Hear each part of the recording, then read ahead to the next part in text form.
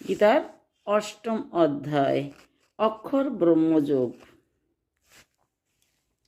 ব্রহ্ম অধ্যাত্ম কর্ম অধিভূত, অধিদৈব এবং অধিযজ্ঞ কি?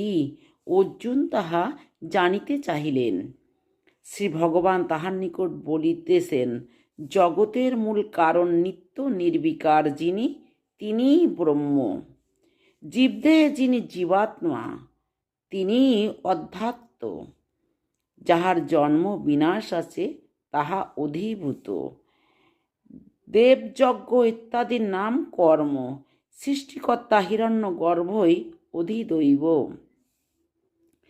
আর দেহে অন্তর্যামী রূপে স্থিত আমিই অধিযজ্ঞ। মৃত্যুকালে মানুষ যে যে চিন্তা করে সেই সেই ভাব লইয়া আবার জন্ম লয়। মৃত্যুকালে যিনি পরম পুরুষকে চিন্তা করেন তিনি আমাকে পান।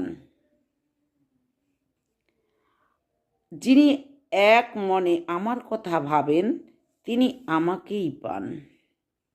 জগতের সকলের পুনর্জন্ম হয়, কেবল যিনি আমাকে পান তাহার আর পুনর্জন্ম হয় না।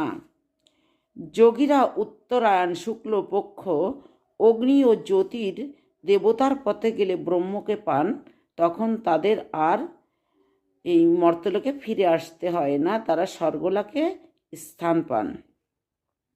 আর দক্ষিণায়ন ধূমরাত্রি কৃষ্ণপক্ষ দেবতার পথে গেলে আবার তাদের পুনর্জন্ম হয়।